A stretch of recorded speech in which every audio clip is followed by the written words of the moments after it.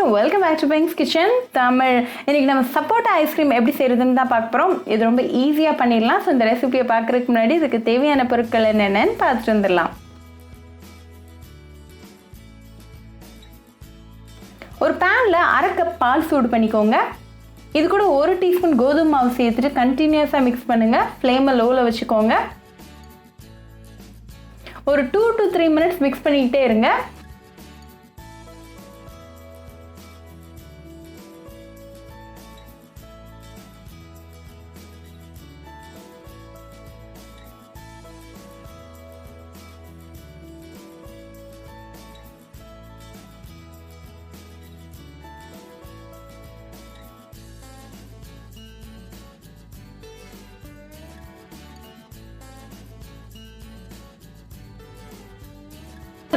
இப்போ 2 மினிட்ஸில் பால் நல்லா கட்டி ஆயிடுச்சு. ஸோ இந்த ஸ்டேஜில் ஃப்ளேம் ஆஃப் பண்ணிடுங்க.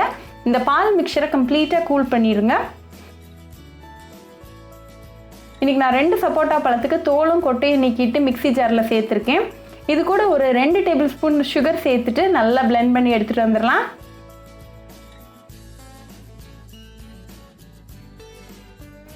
இப்போ சூப்பராக பிளெண்ட் ஆயாச்சு. ஸோ இது கூட நம்ம பால் மிக்சரையும் சேர்த்து அகேன் ஒரு தடவை பிளெண்ட் பண்ணிட்டு வந்துடலாம். இப்போ நம்ம சப்போட்டா ஐஸ்கிரீமோட பேஸ் ரெடியாக இருக்குது.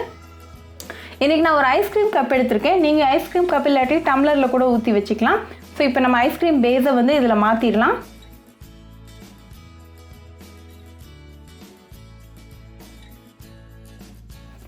மாற்றிட்டு இதை ஒரு கிளிங் ராப் போட்டு மூடிட்டு ஒரு 8 மணி நேரம் இல்லாட்டி நைட் ஃபுல்லாக நீங்கள் வந்து ஃப்ரீஸ் பண்ணிடுங்க.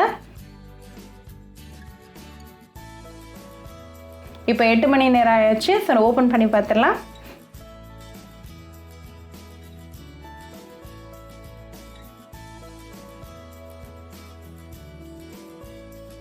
நம்ம சப்போட்டா ஐஸ்கிரீம் சூப்பராக செட் ஆகிருக்கு.